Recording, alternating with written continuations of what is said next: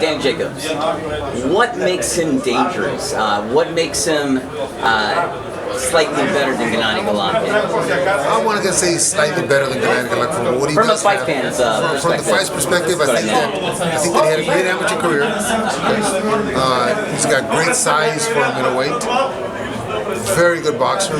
Other than the shot that he got caught by Pirog and wasn't allowed to continue. But if you look at the tape, Robert Byrd is holding him down like he doesn't want him to get up. Yeah. And then he's going like, why don't you want me to go? He got caught with one shot. He got dropped with one shot. That can happen to anybody. Since then, he's won 8 knockouts. He's won 8 fights with 8 knockouts in a row. So, size, speed, boxing ability, great amateur background. I don't know if he can take Golovkin, because Golovkin's, in my opinion, is at another level. But he has all the tools and all the necessary things to try to derail the train that Golovkin is on. Exactly. If not Danny Jacobs, who else is in line for the fight on December 10th? I think that Anthony Joshua's already tied up with Klitschko. So.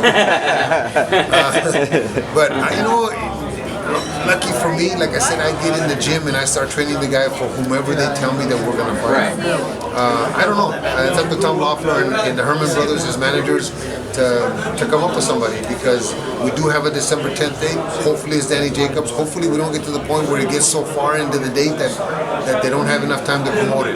That could be an issue too. It's not that Danny may not be ready, but maybe the negotiations drag on so long that there's not that time that HBO needs and the promotion needs to promote it. Now, do you honestly believe that Canelo Alvarez will ever become a middleweight because he continues to fight at 155, or keeps telling the public that he is a real junior middleweight? Well, from what I understand, he vacated the junior middleweight title. From what I understand, he's moving up to middleweight. I mean, I guess we could say he is a middleweight at 155, because that is... No, I think he said he's going to fight at 160 now. I think that Oscar has mentioned that. I think he vacated the title. You know, I think he's a middleweight. A lot of other people think he's a middleweight. Yeah. He was a middleweight champion. I hope that all this talk comes to fruition in September of 2017, and we all get treated. I'm going to have the best seat in the house, so I'm going to be right ringside. But we all get treated to a great fight. Right. I think it's a type of fight that could go twice or 3 times, because they're both great fighters. You know, I honestly believe Canelo Alvarez is not afraid of Gennady Golovkin. No, it's not Canelo. That he Canelo's really more... His Golden Boy promotion possibly holding back Canelo. I agree with you 100%. I think Canelo's a warrior. I think that Canelo would fight whomever you put in front of him. That smarter minds are prevailing right now for whatever reason. If you want to think that they're smarter, but Canelo is willing to fight Golovkin, I'm sure that at any time. It's just that they're trying to make it perfect for him, and you have to commend Oscar for looking out for his fighter's best interest. I have a few questions left here. Sergey Kovalev, I remember there was a time... we got that on video. Sergey Kovalev was quoted in Ring Magazine as to saying that Gennady Golovkin showed him so much, that he learned so much from Gennady, and that the power is, without a doubt, real. Gennady Golovkin not only showed Kovalev, but continues to show the young guys in my gym, Garcia being one of them, what it takes to become the best you can be. As far as the power, I don't think I've ever seen Golovkin hit somebody 100% yet.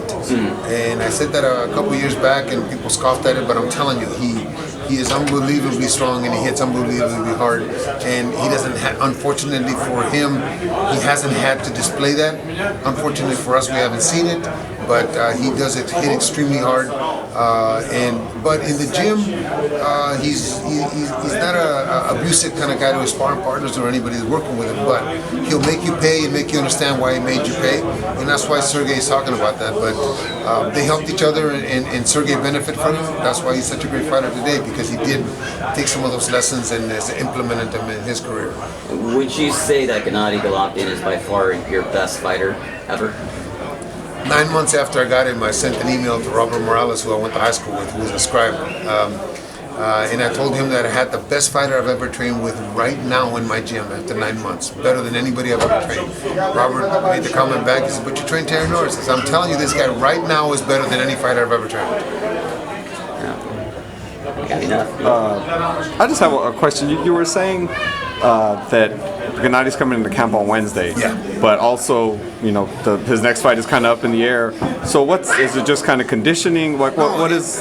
In my system, in my training camp, we have for those big older guys, we have a 9-week training camp. 5 weeks of it is in strength and conditioning that I do myself, and then the last 3 weeks before we go off to the fight are boxing. I only spar Golovkin 9 days out of a training camp. He only spars 70 to 75 rounds per training camp. So he's coming to camp to get started in the strength and conditioning. He's a gym rat that wants to fight. He's a gym rat. He wants to be in the gym. He wants to fight 3 times, 4 times a year. It's just that when you get to that level, it's hard for him to understand why he can't.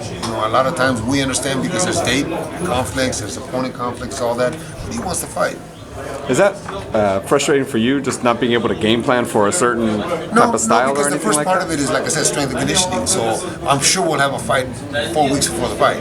Okay. We'll know who we're fighting.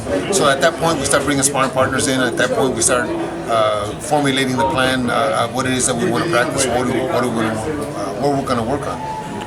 All right, that's all I got. Thank you, brother. I really appreciate it. Thank you.